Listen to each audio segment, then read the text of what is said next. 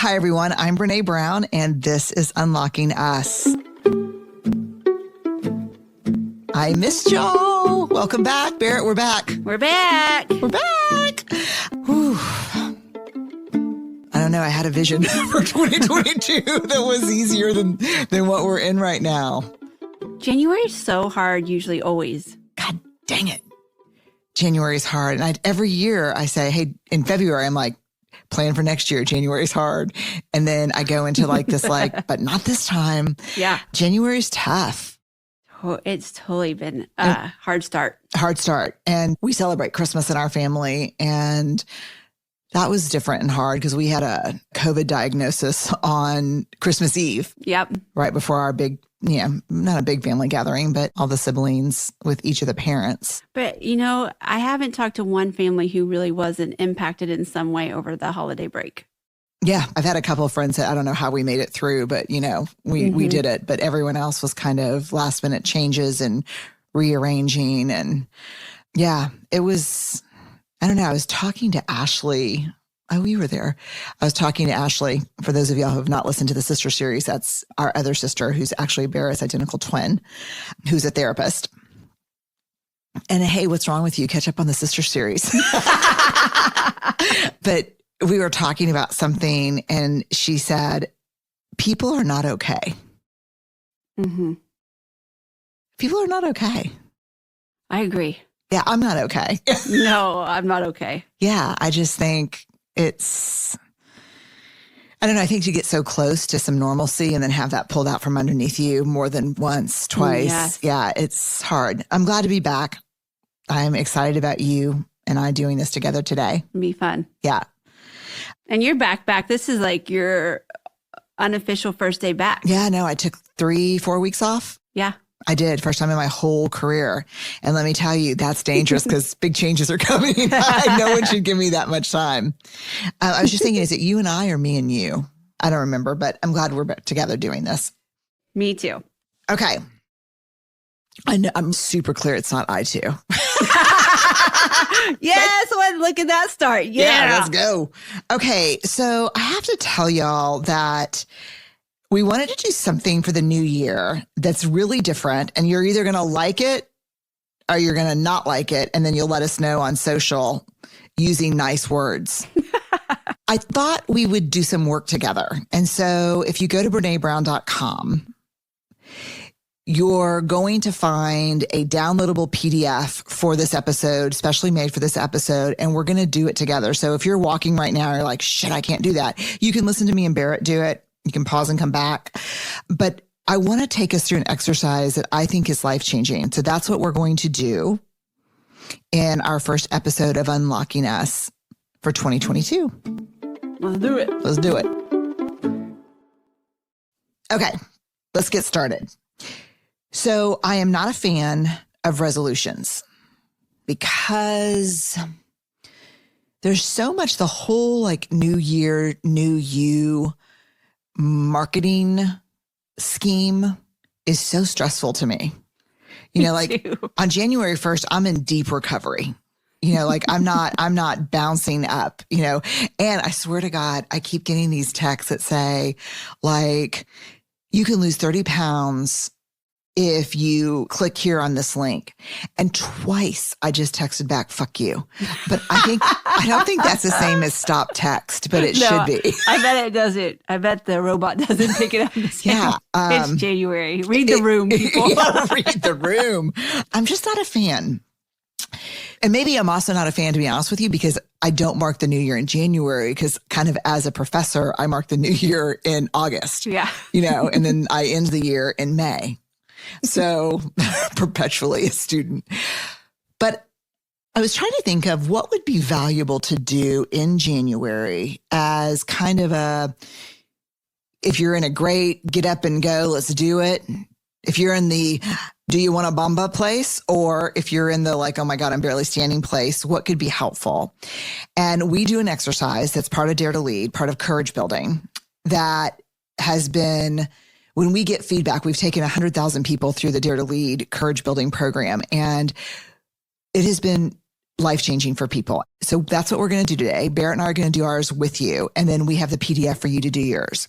So it's basically a values exercise about not just naming your values, but operationalizing them into behaviors, understanding what they are, understanding what it looks and feels like when you're aligned with them, and what it looks and feels like when you're not aligned with them. And it's hard, right? Yeah, it's really hard. But I have to say, and I'd be curious about your experience, I'd have to say in the end, when the water is deep and swift and I'm in a hard place, it is, my values are the most consistent life raft for me. Yeah, I agree. I think so too. It's a system that you can lean into for yourself when shit's really hard and you can't even put the next foot forward. Sometimes you can always just lean into it. Yeah, that's it. It's always right there. Mm-hmm. And it's not someone texting you bullshit about who you should be. It's not pictures. It's not like, the gym calling saying like, get your shit together. It's January. This is just you. This is you doubling down on you. Yes. Yeah. Nothing external, but we need to excavate it in a way. And we've got a pretty good process for it. So let's jump in. So again, if you're walking right now or running or driving and you didn't say, hey, I'm going to listen to the first Unlocking Us podcast with a pen and I'm going to have my laptop and printer here just in case I need to download something, listen through with us. And the nice thing is I don't think you need to listen again because the PDF will take you through each of these steps. Super self-explanatory. If you want to fill it out yourself and then listen again, that could be a neat way to do it. Yeah. Okay. So the first thing we're going to do, and this is really interesting, is a part of the PDF will be a list of values. Now, one of the things that's interesting is how did I get to this place where I'm saying you need to pick two? I reversed engineered it from over 500,000 pieces of data, talking to people and people who had clarity, people who were both thoughtful and decisive, people who were, vulnerable and also brave, which I don't think you can be one without the other. One of the things that they had in common was real clarity about their values. And when I asked, what are your values? No one gave me 8. No one gave me 4. People gave me 1 or 2. And so when you look at this big list of values that's on the PDF, it's really, in our experience, it's really difficult to get to 2. Yeah. And so here's how I would approach this list. I mean, this list is from accountability to wisdom and everything in between it. It's probably, what do you think? There's 100 at least? Probably, yeah. Yeah. Patience, kindness, knowledge, freedom, financial stability, environment. It's all here. Culture. So what I want you to do is when you look at this big list, I want you to start by circling 15 even that speak to you. Because the thing is that if you have 15 values that are, we can't end up there because then you're like a Hallmark store. They're not helpful when you have 15 of them. So I want you to start and I want you to circle as many of them really speak to you, but no more than 10 or 15. So once you've done that, then we're going to get to the 2. And the best way, and this is where the work, it's happening, something's changing in you as you do this exercise. It totally is. Especially, I think, with this question. To get from the 15 or the 10 to the 2, we ask ourselves these questions. What are the 1 or 2 values, looking at all the circled ones, where everything else is forged? That all of these are great, but without these, there's really nothing. And when you look at the values, you're asking, does this define me? Is this who I am at my best? Is this a filter that I use to make hard decisions? Have you struggled to get it to 2? Do you still struggle? We've been doing it for a long time. Yeah. I can still struggle. And sometimes I'm like, oh, but maybe it's this one. And, mine change. Yours have been the same for a while, but last year I actually changed mine. And so, yeah, I can still sometimes get caught up in oh, but family. I mean, I work with my family. I love my family. I want to spend all my time with my family. Why isn't that one? But I have found that it can ladder up under something else. Yeah. I'm the same way. In fact, so let me tell you my two. My two are courage and faith. What about you? Courage and growth. And I have to say that it wasn't like hey, I'm going to go to the list and pick a new one. That change to growth. It picked me. But it actually did. Yeah. Yeah. Say more. Can you say more? I mean, I don't want you to disclose what you don't want to disclose, but too late. These people already know all your shit. All know us. I think it was just, for me, it kept like growing as a person, growing as a leader, growing as a sister. I mean, I thought about it being curiosity because it was kind of the same for me, but it's not. I just want to keep growing. I want to keep doing my personal work. You know, I have a therapist. I have a leadership coach. I'm always asking for feedback just from anybody that I'm working with every day in my marriage, as a parent. And so I think it's just, I want to grow. I want to be better. And I don't know if we were doing the end of the year values exercise with the team or what. I can't remember when it came up, but I was like, growth actually is where it is for me. You know what it was? We were sitting right in here in the other office. Mm-hmm. And we were doing it as a team. Oh, yeah. Yeah. Yep. It's so funny. I'm curious that it's like a chicken egg question. I think you get a lot of feedback. I know that you have from me about growth, got just remarkable growth, and especially in leadership and hard feedback. But don't think that those things don't go over to your personal life, because having difficult conversations is like been key across. Oh, yeah. I don't. Yeah, remind me to tell them the funny professional personal thing in a minute. Yeah. Do you think it was that you got feedback about how much growth some of the more senior leaders had seen in you? Or do you think, how do you think that shift happened? Was it a chicken egg thing? I don't know. I think it's a great question. I'd have to think about it, because I think I was coming to a point in my own like personal therapy journey, and then also at work, where I just like settled into my skin. Yeah, you could see it actually. Yeah, and so I think it was just like every single day I would wake up and just want to be like, what can I get better at today? Like, what can I just do a little bit different?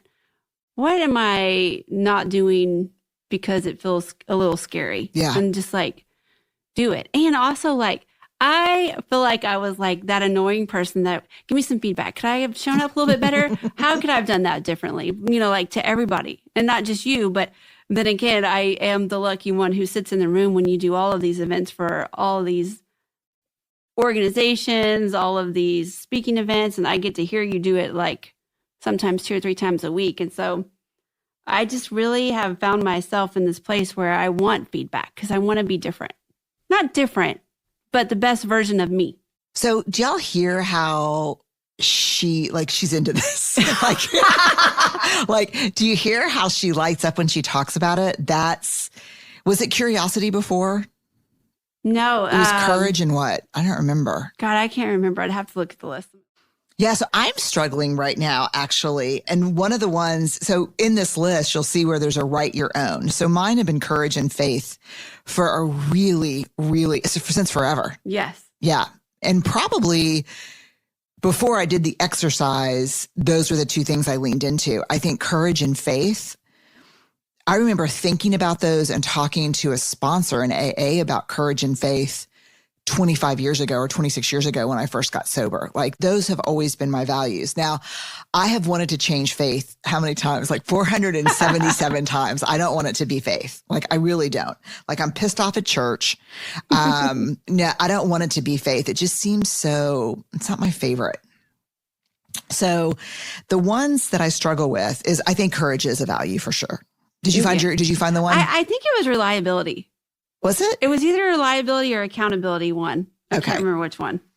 Yeah. And whatever one it was not memorable for either one of us, because you didn't talk about it like you talked about growth. And that's totally how, like, boom, you're on it, you know?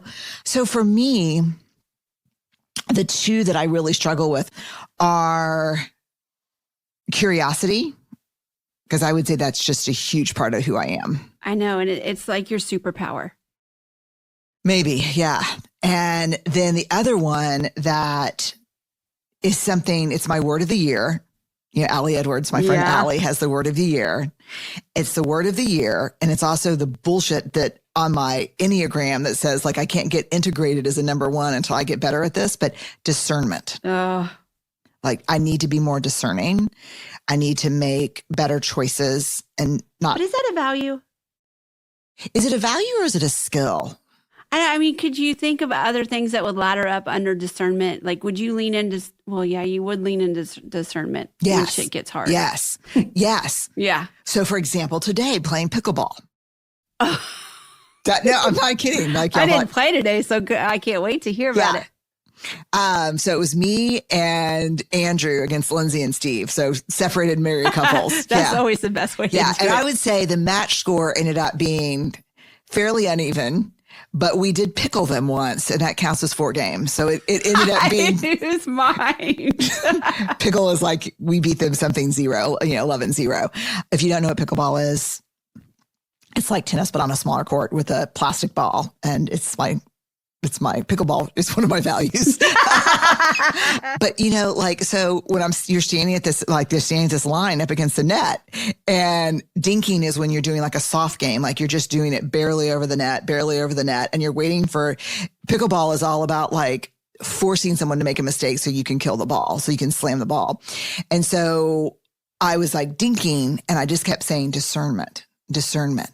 And so instead of like going, well, that's a little bit high, boo, let me kill it, and it going into the net, I was like trying to be discerning. And so, but discernment is a huge thing for me, but damn it. And curiosity is, I think, a superpower of mine.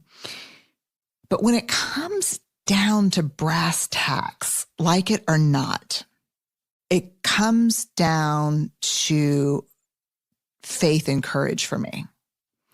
Because I think faith fuels my belief that I can be discerning and it'll make a difference. Like, even like when I pray for discernment, I say, God grant me the serenity, accept the things. I usually say, God grant me the serenity, accept the shit I cannot, change. The courage to change the things I can. And the wisdom and grace of discernment. That's powerful. Which one is which is stuff and even with like curiosity, I'm curious because of my faith, and my courage. Like it takes courage to be curious for me, because I have a tendency to be valued for being a knower. And so I need to be brave and say, I don't know. I'm interested. Tell me more. And then I think for me, I guess it's just vulnerability is also probably a big value of mine. So I guess what I'm saying is, for everybody listening, you may think, well, courage is the root of everything. But it's not true, because for some people, curiosity, that courage may be really important to them. But where that's forged is in curiosity. For me, my stuff is forged in courage. My stuff is forged in my faith. I don't want it to be. And I'm going to say, like, if you use this example of dinking outside of the kitchen in pickleball, mine definitely is courage. I'm like, courage to be patient. Because, I just want to hit the ball hard. Yeah. And so I'm like, it takes courage for me. And probably growth to be patient. Yeah. Yeah. I mean, it's really true. So I hope what we're illustrating for you is that it's not easy. It's not easy to pick your values, and you may want to revisit after you do, but just think about the power of just talking about this. Mm-hmm. And I have to figure out what my faith means to me too. Like, I have to figure out, for me, when it comes to faith, it's about mystery and believing things I can't see all the time, because I'm such a data person. Mm-hmm. So you're going to pick your 2 values, value 1 and 2, in no order. Then we're going to go to the second part. And I love this part. This is called taking values from bullshit to behavior. And the reason I call it this is because I do so much work in organizations where they have values, They have posters, they have handouts, they have shit that people have, thumbtacked to their cubicles. And when I ask people, well, what does that look like? What behaviorally, if you work for me, I'll know that your behaviors are aligned with those organizational values. How? And people will be like, I don't know. They're just, we memorize these and we're told to memorize them in onboarding. I don't know what they mean. It's crazy. It's crazy. And so we found in our research, and again, this is going on 11 years of research in organizations, somewhere around 10% of organizations that we've worked with, and I'm talking about a lot of the Fortune 100 companies, about 10% have operationalized their values into observable behaviors that people are actually taught and held accountable for. Very few. So that's like what I always say. I tell people all the time when I'm doing the Dare to Lead work, I'm like, if I see another poster with a big bald eagle on it that says like integrity, like, what does that mean? Like, fly fast and catch shit with your claws. Like, I don't know what it means. And so we want to take it from like gauzy bullshit words to behaviors. Okay, before you go into this part of the exercise, go back to the professional versus personal values. Yeah, so we do this a lot in organizations, and people will always raise their hand and say, hey, Brene, should I be listing my personal values or my professional values? And whoa, like, yikes, we only have one set. And the problem arises when we feel like we have to splinter ourselves and have a set of values for who we really are and then a set of values at work. Because one of the most ferocious, unseen drivers of disengagement at work is a values, there's no alignment in my values and the organization's values. Mm-hmm. That almost is not fixable. Yeah. Yeah. So we have one set of values. So the next question is, we're going to look at each value. So starting with your first value, Barrett, we'll take growth for you. And we'll just do one of them. Okay. And y'all can do them at home. What are one or two behaviors that support your value? Specific observable behaviors of growth. I think for sure when I ask questions, I never have to be the knower. I always like to be the learner. So one very specific behavior is when I'm asking questions, when I'm like, hey, hold on, slow down. I really don't understand where we're going, or can you say it in a different way because I'm not tracking. So asking questions for one. And then I think another specific behavior for me is when things feel really hard and dicey, no matter personal, professional, if I can take 5 minutes to myself and just think about like, what's actually happening here? Why am I reacting this way? That's interesting. Both questions. I'm asking myself questions or I'm asking other people questions.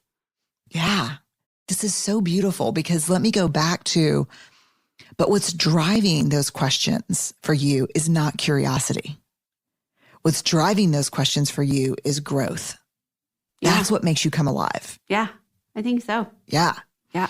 And I'm staying away from courage for both of us because we talk so much about courage in our work. Okay. So for me, a couple of behaviors that support my value of, I have to talk about faith. Okay. Sorry. That's one that you won't hear a lot. Yeah. Maybe you will. If you're a member of the Episcopal Church, you will. But yeah. What are one or two behaviors that support my value of faith? God, I don't know. I'm going to say this. We're not going to edit this out because this is good modeling, blah, blah, blah. I don't know. I don't know that I've been engaged in behaviors that I'm going to take us on the wildest non sequitur. Are you ready? Yeah, ready. I'm going to take on a ride. Ready? Strap yourselves in. Yep. Just put your seatbelts on. I think I've been struggling with this a lot because in the AA Big Book, one of the most important things to me in the Big Book is the promise of neutrality. That if you work your program, and it's a deeply spiritual program, it's a deeply faithful program. If you work your program, whether you believe in God or not, I have a lot of friends who work a deeply faithful spiritual program that don't believe in God. But if you work your program, you experience the gift of neutrality. where you're neither running as fast as you can toward the beer, nor are you running away from the beer as fast as you can. And I've had deep neutrality probably 6 months into my sobriety around alcohol. Now, the bread basket is a different situation, the bread basket. So in order for me to have, or work, like too much work, in order to have the gift of neutrality, it's interesting. Do you know what the prerequisite is? What? You have to be in fit spiritual condition. Damn. Yeah. And so I think for me, the way I think about my faith is that I think about the behaviors that support my value of faith are the behaviors that support being in fit spiritual condition. And I actually think that is moving my body, resting my body, and play. Mm-hmm. But I also think there's a relationship for me with God that I've really been negligent around. So I think I have been actually out of alignment. I'm having a real time epiphany. I think I have been out of fit spiritual condition.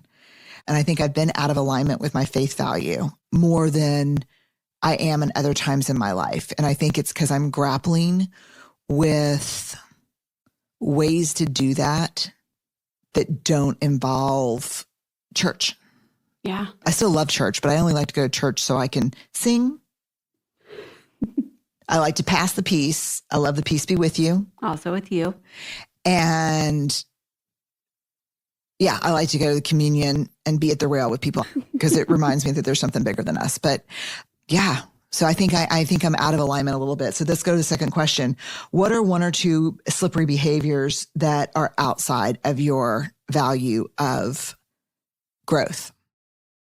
I think definitely when I turn into the knower, which isn't often, but when I get really caught up in having to know the answers instead of just listening, like it's very specifically what I'm planning to say back to you in a conversation, I'm working on what I'm going to say back to you instead of listening. Okay. So that's a specific behavior. You are like on fire, Barrett. Thank you. Yeah. And she's so deep in her value of growth right now. I mean, like if you could see her, it's like tattooed across her forehead. I mean, you just see it when you see you. But I love the specificity of that behavior because it almost ties back to James Clear of the James Clear podcast. Like your values are identity based. Mm-hmm. You know, like when you find yourself planning what you're going to say instead of listening, you're not a growth person. No, you're not. That's so good. Is there another one you can think of? You're kind of just an asshole. Yeah.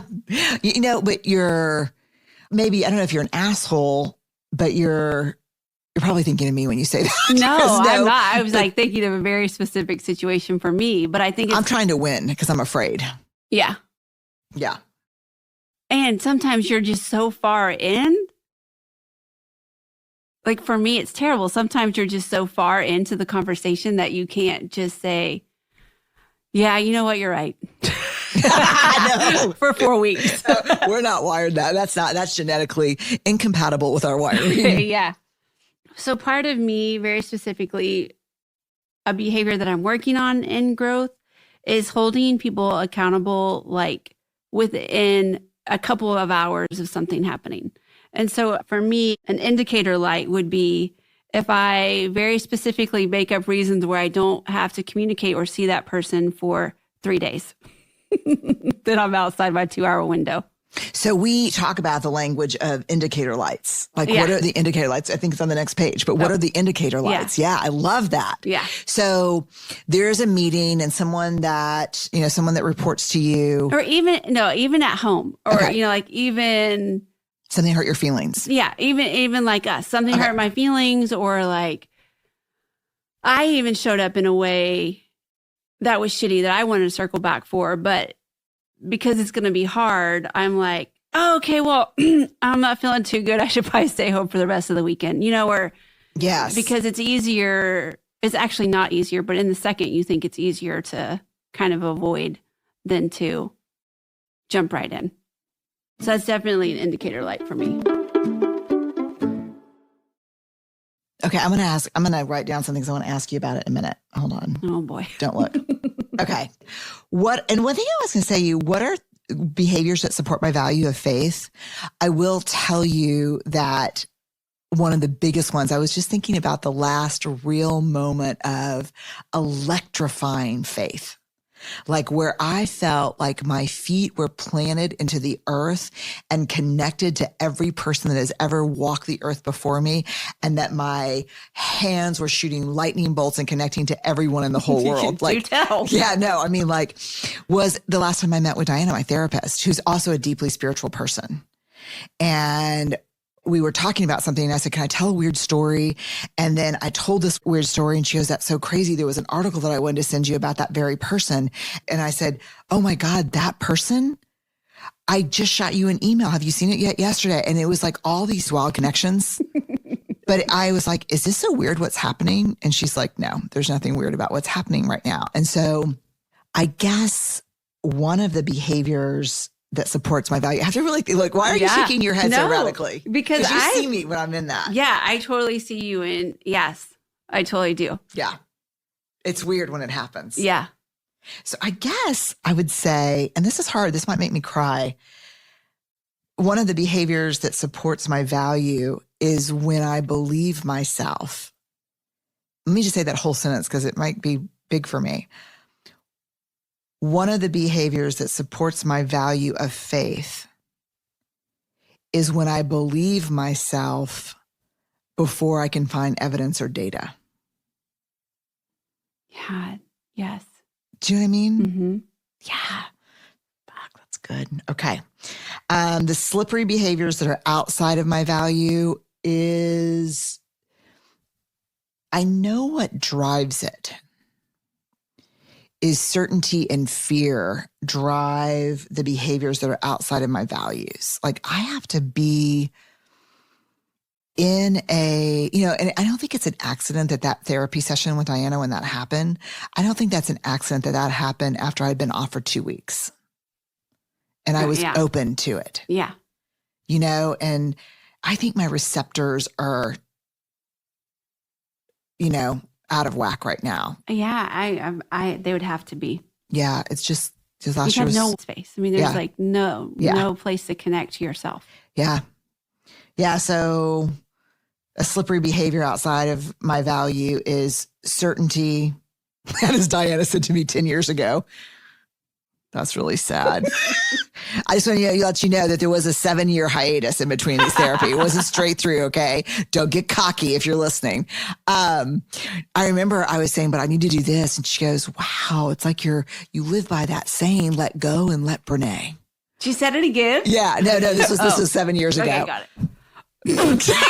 Sorry. No, and so how can I hear God and be connected to God and be connected to my faith when it's like, and Brene's will be done. My timing, and so.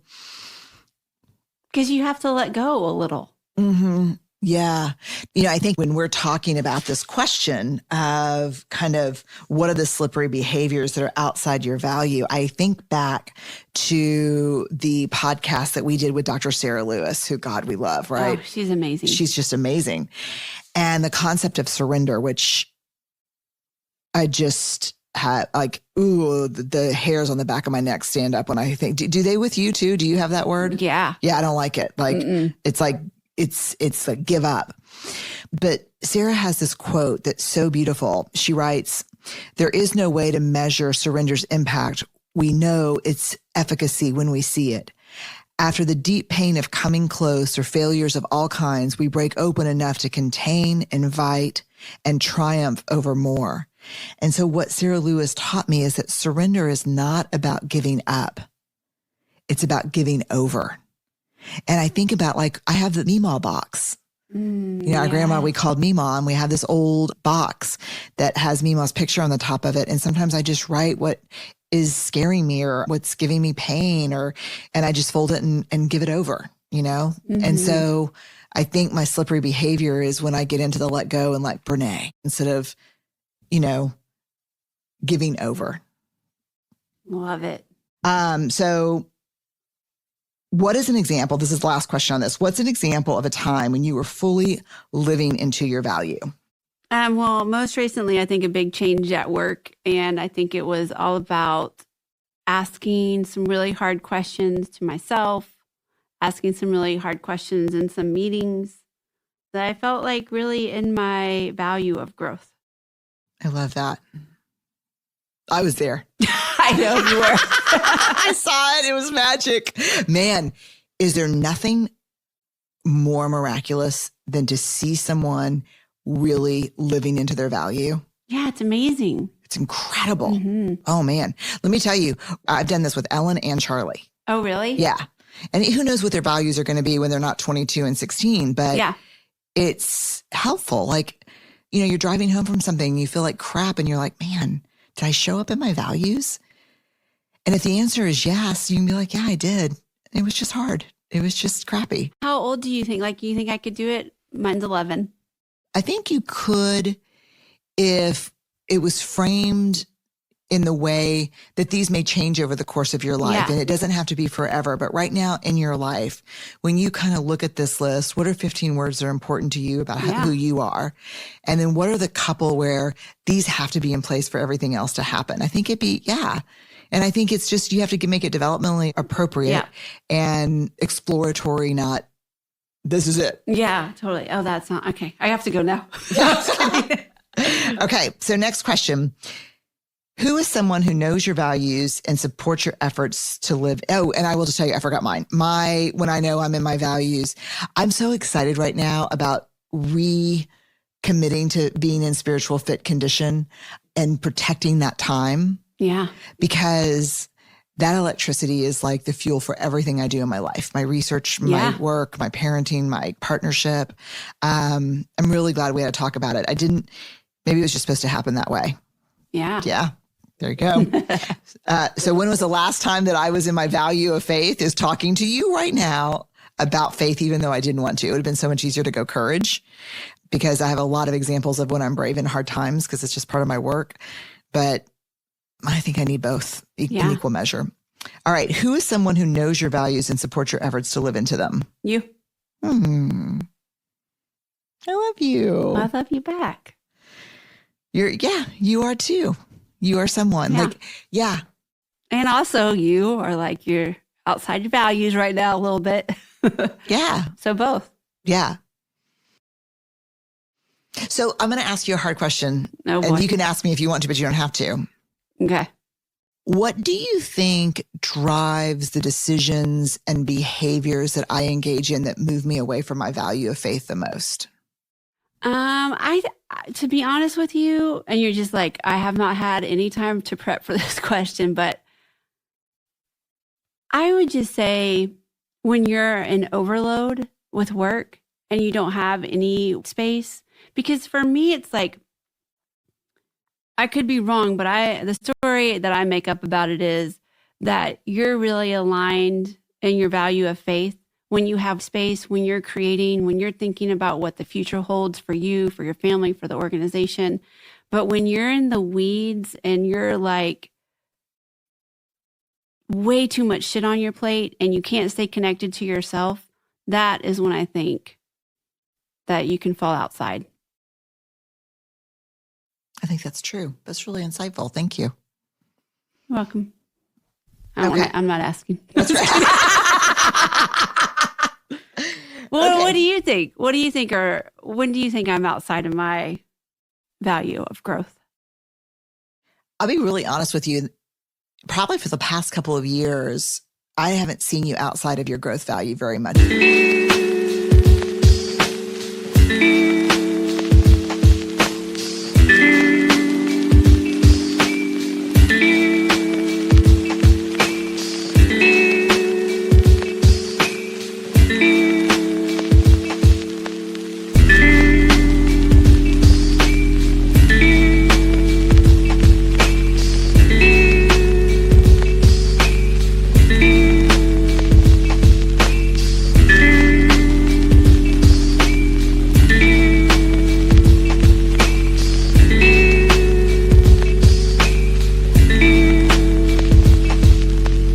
At work. I think caveat at work. No, I think, and when I think you are, you circle back so quick. It's just like, hey, you know what? Instead of asking more about that, I got really shitty. And so I'm overwhelmed or something. But Yeah. I haven't seen you. I think your personal life, control. You don't know me. Woo. Yeah, control that, like, in order for me to grow in this area, I'm going to have to let go of some control. Like it's hot. We all get really red hot. We get uncomfortable. Yeah, no, I think, control. But I think it's interesting because It's true. it is true, but I think I'm in the weeds of things I shouldn't be in the weeds of at work, out of control. And fear. Yeah. Well, times they are changing. Yeah, times are changing. Yeah. So that was a good, hard question. I'm glad you asked first. Yeah.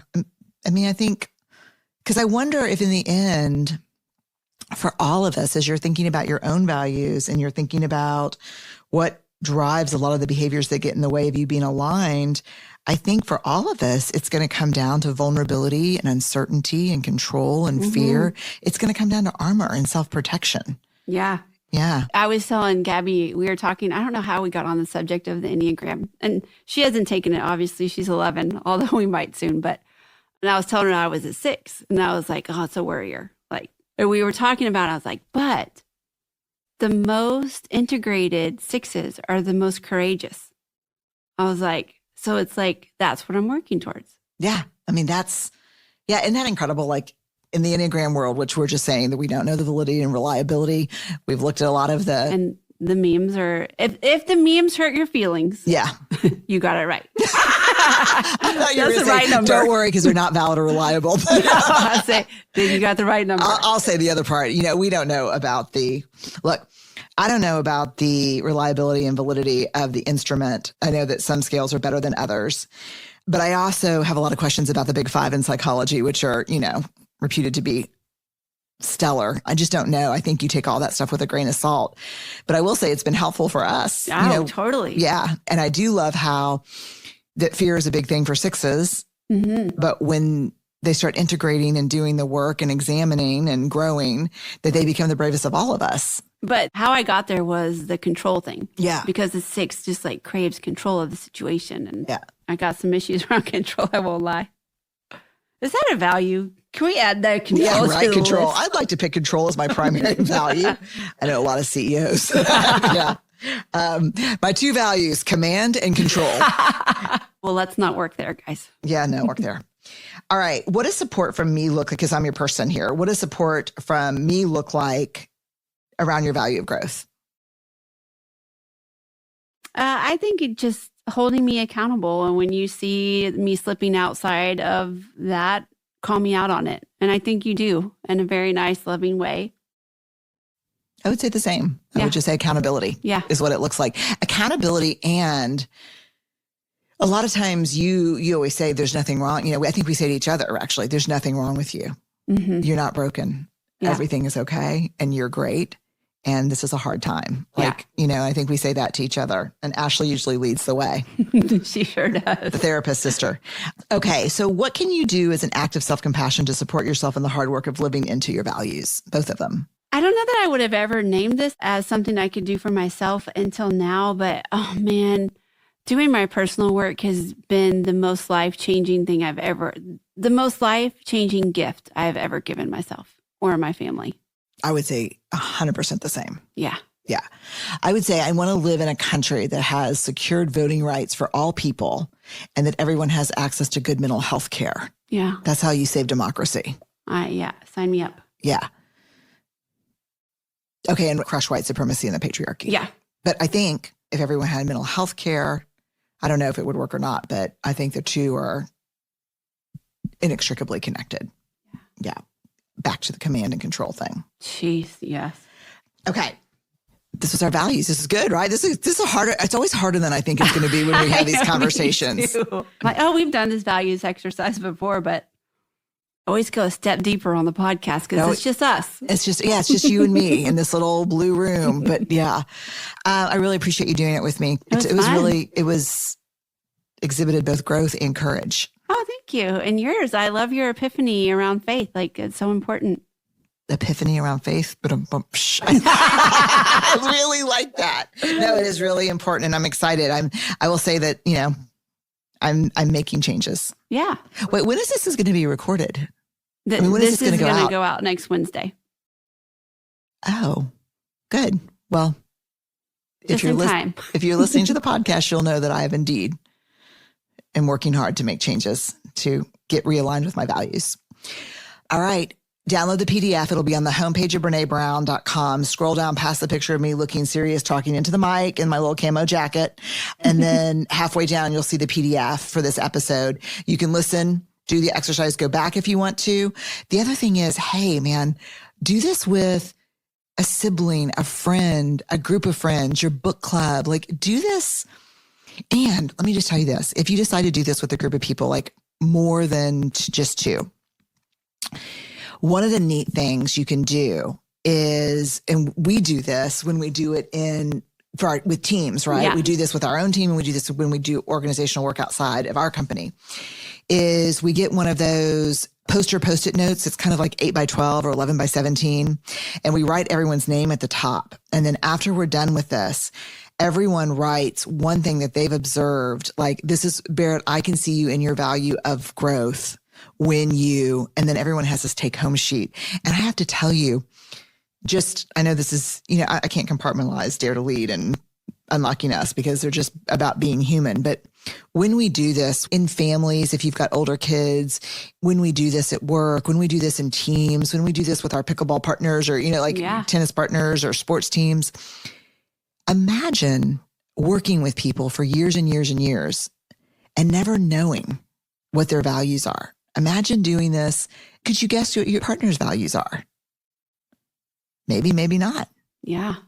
It's a real way of sharing ourselves with each other that has some guardrails, has some container building built into it, and can be powerful. Mm-hmm. Okay. Thank you again for the conversation, B. Yeah, it was good. It was so good. Mm-hmm. Thank y'all. We're glad to be back. We're glad to be with you again. If January is an awkward, brave, and kind month, I don't know what is. And hey, I have to also mention while we're here with everybody, the support for Atlas of the Heart. Yes. I mean, just number one, every week, over and over. I mean, it was, I can't even believe it. So thank you. And I would love to see in social, if there's something you think you'd like us to do around it. There's something big coming up in a couple of months. Well, in February, we're going to release the audio of Atlas, and I'm reading it. Sorry that it didn't launch at the same time, but I wanted to make sure I read it, and I just couldn't do it because I was creating space for my value. Or just dragging behind us getting through the end of the year. Yeah. But actually, I said no to it. I did. I did. I said, I want to take credit for that because I actually said, I can't do that in a way that's meaningful to me. Yeah. And I think it'll hurt me and my family and myself. So I just, too much. Right. Yeah. So thank you. We're back. We're going to be back with Dare to Lead as well. And just grateful you're here. Yeah. Stay awkward, brave, and kind. Unlocking Us is a Spotify original from Parcast. It's hosted by me, Brene Brown. It's produced by Max Cutler, Kristen Acevedo, Carly Madden, and Tristan McNeil, and by Weird Lucy Productions.